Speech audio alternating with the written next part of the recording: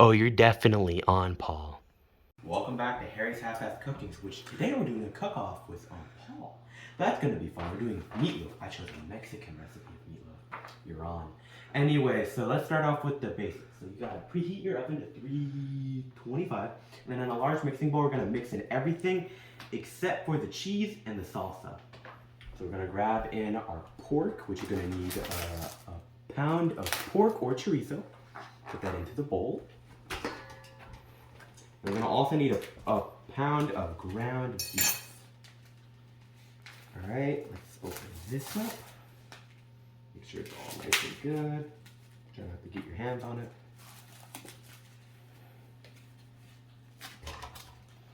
Okay, now the next thing we need to add in is 2 eggs. So we're gonna come over here and crack the eggs. This is always the fun part of the cooking, because we can see who's good at cracking eggs, or if we lose an egg today. That one mistake. Learn how to crack an egg. See, one-handed. See, Uncle Eric? I can do it. Anyway, so let's crack the other egg. That was less better, but pretty good. We'll come back after I wash my hands. Go. Okay, so we're gonna add our 2 eggs into the meat mixture. Now we're gonna add in 1 yellow onion. So grab your onion, which is already pre-peeled. Thank you, camera woman. Anyway, so now we're gonna dice it up. Wait, did I say diced? Large mixing bowl. I'm just gonna think it's diced. Yeah, it says diced. So we're gonna dice it up, which if you don't know, you wanna look for the lines on your onion. I'm probably doing a terrible job right now. But you gotta look for the lines on the onion and be very careful with this. You always wanna have your hand on the opposite side the onion is sloping. Because if it slides, then you cut your finger off. We'll come back after it's fully diced. Alright, so I'm kind of crying right now, but anyway, we're going to slide in the onion to our meat mixture. You could probably do a finer dice, but my cooking level is meh. So alright, so we got that in. Now the next thing we're going to need to do is put in a tablespoon of freshly crushed garlic. That's about 2 to 3 cloves, depending on the size of the clove. We chose to do 3. We like garlicky flavor in this. And I'll put it in your garlic press, or if you don't have one, just dice it really, really finely. And just shove it in there. Kind of squeeze it down a lot. A lot of it won't actually come out, so you're gonna have to get a knife and you're gonna have to slice it off. There's also gonna be like an inner like membrane of the garlic that you're gonna have to clean out, like that. This is also very garlicky flavor. Put that in there too.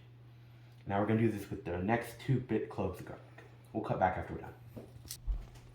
Okay, so after we get the tablespoon of freshly chopped garlic in, we're gonna put in our 4 ounces of chopped chilies. Yeah, you can get these canned or you can get them fresh. We just chose the can because this is exactly 4 ounces and it's spicy and I don't want to burn myself for like touch pies or something like that. So put the 4 ounces of chilies in there. That's going to be good. And the next part of our recipe is a teaspoon of salt. We got our, here is our teaspoon. Now we're going to put in our salt. So we're going to get 1 teaspoon of salt. Not going to be any more of those vanilla incidents where we just like shoved way too much vanilla. There we go. Now a tablespoon of cumin. This seems like a lot of cumin, but that's what the recipe calls for.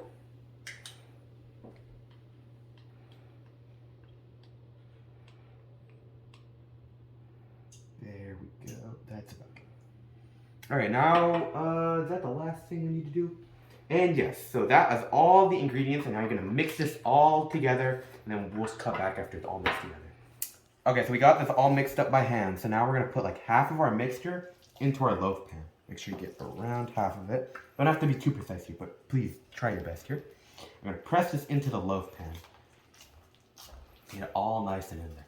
So I'm gonna go wash my disgusting hands off now, and then we'll cut back at when we're starting to cut the cheese. Okay, so we got all of our cheese slices cut up. So cut them your quarter pound of cheese, of pepper jack and cheddar into 3 slices, and then you're gonna like kind of like mishmash them all over the thing. Make sure none of them are touching the edge though. If you touch the edge, the cheese is gonna burn or stick to the pan, or something bad's gonna happen. The instructions said not to do that, so we're not gonna do that. Instruction following is good. Then after you get all 6 bits of cheese strips in there, you want to press in the rest of your meat mixture. So we'll do that right now. Oh, I just washed my hands. That don't feel right. Anyway, so let's grab this. Press it all down in there. And we will cut back after I wash my hands and it's going in the oven. Okay, so we got all of our thing in the loaf pan. And now the last thing it says to do is to put like a little bit of salsa on top. And you're gonna spread this around afterwards. This is like a substitution instead of ketchup because it's all Mexican style. That's that's gonna be really, really yummy. I'm gonna put a little bit more on here, maybe like another scoop of it. Yay much. And then we're just gonna spread it out. Okay, so now once it's all spread out, we're gonna grab our aluminum foil, and seal the top. Crimp it down. Yeah, no, this is the recipe. No, pan over to this. This is the recipe. It's by Kevin is Cooking. Look at this. This is for all the recipes. I don't think I explained it that way. Anyway, so we're gonna crimp it all the way down. And we're gonna put it into our oven that's been preheated to 325 degrees. For how long? I need to check the instructions actually. Okay. What do the instructions say? Hold on. Thank you for walking backwards. For 65 minutes. That's a long time. Bake. Time? Kitchen timer 65. Nope. Oh, it's an hour. Cooking time. Oh, cooking time. Oh, thank you. Cooking time 1:05. Thank you. Okay, we'll cut back after it's all done cooking. Yeah. Okay, so we just got out of the oven. We let it cool for a little bit. Now we're gonna cut it right down the middle. This is gonna be the hard part, is actually getting it out of the pan. So we cut down the middle. We're gonna cut these into fourths because we have 4 people. And I have to get it cut into fourths. Cut it all the way. Now this is the challenging part, getting it out. My dad had the idea of using 2 forks, and we're gonna like lift it out onto the plate. So we're gonna grab it. Ooh, no. There is not enough structural integrity in this. Well, that idea went out the window. So yeah, spatula time. Thank you, camera woman. All right, so, all right, it might taste good, but we'll cut back after we think of another idea. Okay, so I had a bit of a setback. Some of it is not a loaf anymore. Let's just say that. And then it's a little bit raw. So I think before we taste test it, we'll microwave it for like a minute or 2. But the taste count, maybe not. It looks or I'm getting a lot of points off of that. Anyway, we'll cut back after that. Hold on, wait, no, cut. Okay, so this is my mom, and she's gonna be our taste tester for today. So how did it taste?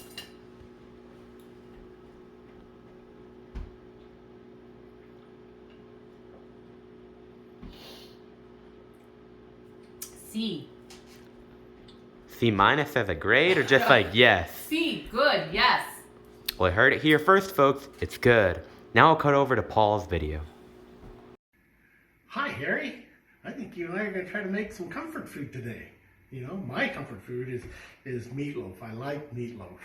I do mine a little different. My mom taught me how. So I use ground beef, 85%.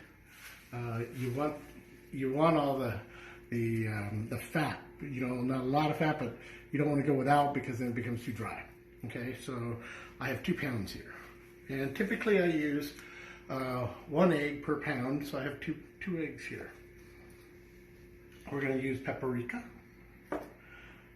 I have some tomato paste, but I typically wait almost to the end to start applying it. I make some kind of glaze to put on it if I don't do brown gravy. And tonight I'm not going to do brown gravy because what we're going to do with this whole comfort meal is we're going to have rice in it. We're going to have rice, not in the meat, but it'll be another side dish along with the peas. Okay? So I'll probably make a glaze. So with also adding that, I'm going to use some Worcestershire, salt and pepper. I'm going to use some ketchup. I'm going to use some milk. I'm going to use, I didn't pull it out yet, but I am going to use an onion. And I'm going to use some honey and cornflakes. People think it's really weird for cornflakes, but I don't use breadcrumbs, I use cornflakes. And it's the way my mom did it, so I've always done it ever since that way. And it seems to be really pleasing to everybody. So here's my pan I'll put it in. And I read something the other day, and I'm going to try it this time. And that is, I read somewhere about using parchment paper on the bottom of the pan. So we're going to try that when we put the meat inside the pan today. I have a big bowl. It makes it so much nicer to have a nice big bowl to mix everything in. Let me tell you a quick story. So when I was first teaching my daughter how to make this, she was maybe 9, and she had a little girlfriend over, and so we put all the ingredients into a big bowl like this, and they wondered, well, what are you going to do now? Well, you guys are going to wash your hands, and you're going to mix it all by hand. Well, the meat was still pretty cold. I didn't let it come to room temperature, and boy, the oohs and ahs and yous and all that stuff was incredible. So it was fun. So let me get started, I guess. So let's put our 2 pounds of beef, ground beef, in the bowl. And through magic, I now have my onions all diced up. So we'll put those in. And I know I usually just put everything in, then start mixing it by hand. Some people say, oh, why don't you mix it along the way? But, I don't do it that way. My honey, I went ahead and put, 2 tablespoons of honey. I melted it down. Otherwise, it's going to be really hard to stir up with your hands later. And by the way, I have washed my hands already several times. And then cornflakes. Here's the cornflakes.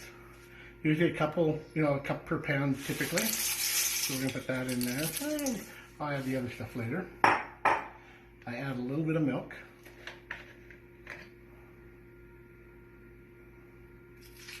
That's not Parkinson's, it's just I'm trying to just get a little bit out at a time. I'm not that old yet. Nora may say different, but now ketchup. New bottle, so let me open it up. And it's surprising people forget about ketchup. Ketchup it's got a lot of fun stuff. Now I only use Heinz. I can taste the difference. I don't know about you, but I can. So this, start squirting it and put it in there. You'll probably have to add more later, but just give it a good squirt. And then some Worcestershire. A couple good shakes of Worcestershire in it. Let's put in our eggs. Now, I like to just use a knife when I do it, and it splits a lot easier. Less chance of breaking it over the top and then getting the eggshell in. I just use a knife and just go like that. Okay. If you get too carried away and it seems too liquidy when you're putting it together and it's not staying together, we'll add more cornflakes. That'll give more solid to it as we go along. Now we're going to put a little paprika. Okay, that's an added thing a friend of mine taught me about. He puts in just about everything. So then some salt. Some pepper.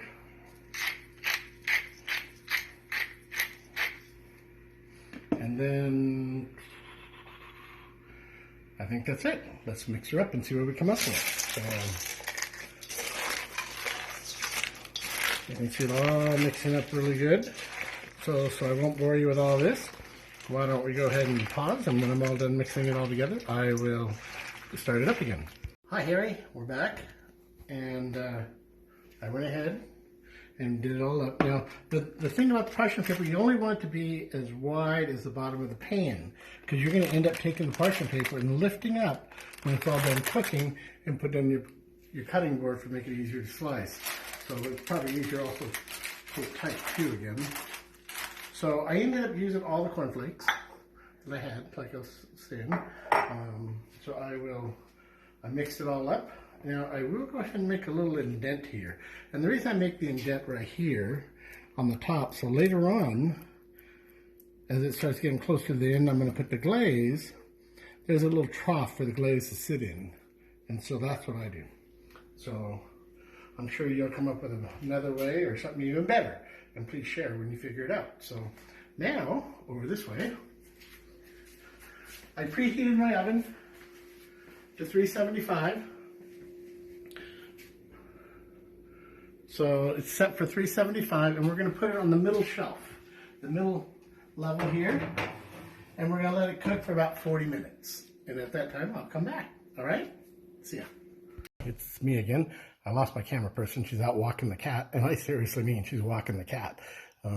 He's on a leash, and they're out in the back on the other side of the fence, probably in the desert somewhere walking. So I lost her. So anyways, so my next few things I'm going to do is I'm going to do the rice. So the rice is right here. I have 2 cups in here, and I'm going to put 2 cups of water. Usually it's 1 for 1, but we'll see how it comes out. So it comes up to the line like it's supposed to. It's a fairly new one, so I'll mark it as cook. Take it about 20 minutes, and then it'll be ready to go. As you can tell, I've already cleaned everything up. I pretty typically do that. So then I'll put my beans in pretty soon. Have about another 15 minutes on the meatloaf. I'll check it then and have it, see if it's at least 160 degrees, because that's what it needs to be. Back again, Harry. She came back from giving the cat a walk. So we can continue. So I'm using this. I went ahead and took it out, put it right here. It's going to be more than enough glaze. Now, I think it tastes a little bit pretty good by putting a little bit more Worcestershire. I could add more honey if I wanted to, but I think I had enough in to make it sweet enough. And I'm just going to go ahead and mix this up like this. And let's see. What else should I do? Because, sometimes when I cook, I just don't always remember what I put in. So we will go ahead and let's put some more salt and pepper in just to be safe.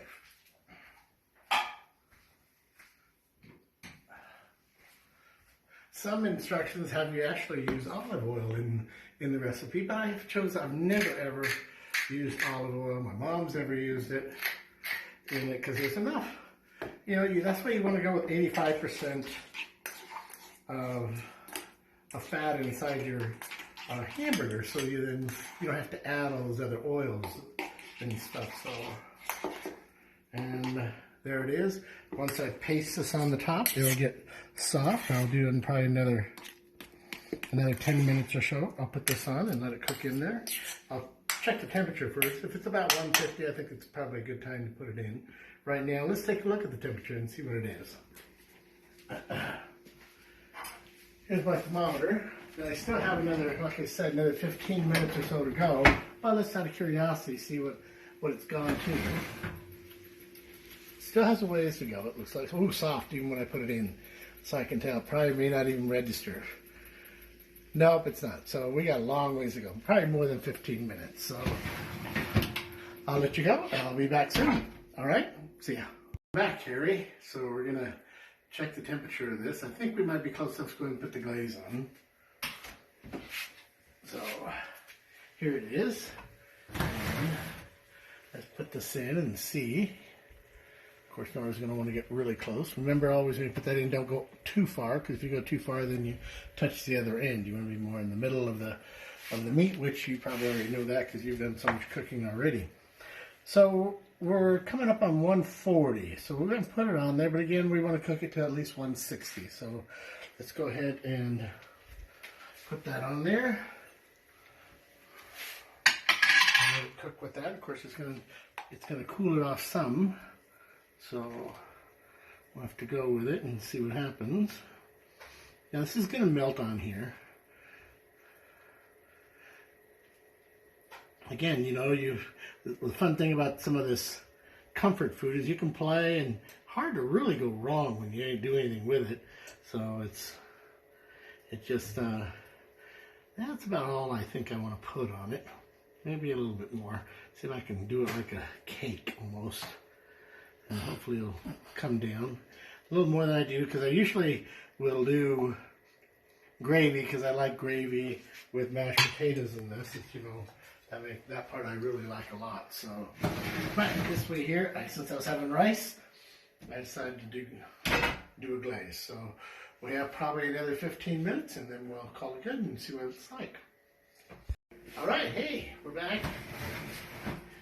See, it's not as pretty as just using gravy, but we should be at 160. 140. 150. And over 150. And a minute ago it was at 160. So I knew I had to call Nora for it. So yeah, I think we're close enough. So I'm just going to sit for a minute. Turn this off. Let's grab something and I'll put it on over there on the counter.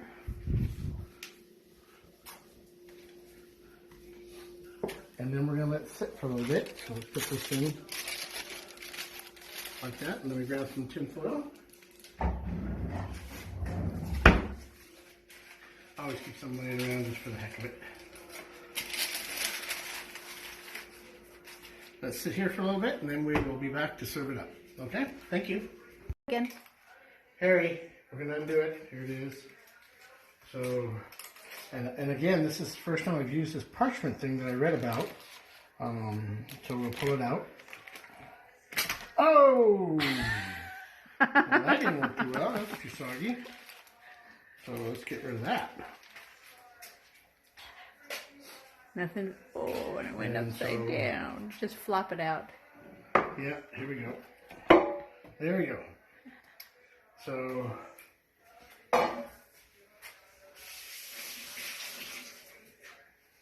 Looks yummy to me. what's that? Looks yummy to me. So it's not as solid as it normally is, but we will see. So this is it.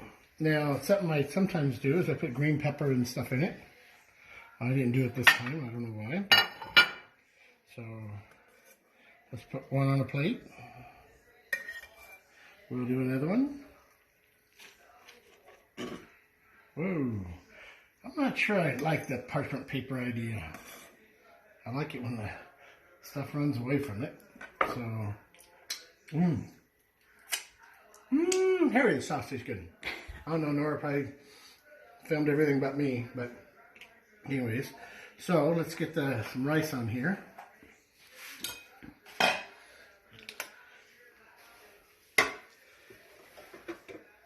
I like rice, so, whew. You know, they give you these little hand scoopers, but I'm not always sure they work as good as they say, but a good spoon sometimes is good.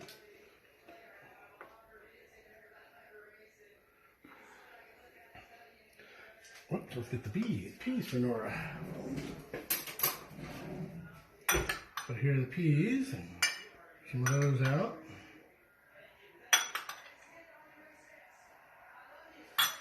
So that's what it looks like, Harry. All right. Thanks a lot, Harry. Thanks, Harry, See ya. Karen, Bye. Jonathan, and Bye. Benjamin. Bye. You win this round, Paul. You win this round. But next round, I'll win. But all jokes aside, your recipe looks really, really good. You absolutely won out of the two of us. Anyway, thank you so much for participating in the cook-off. I want to try it if we ever come out, or we do some sort of cooking thing when we come out. But hope you had a good time making it, and I hope you had a good time watching the video. Bye-bye.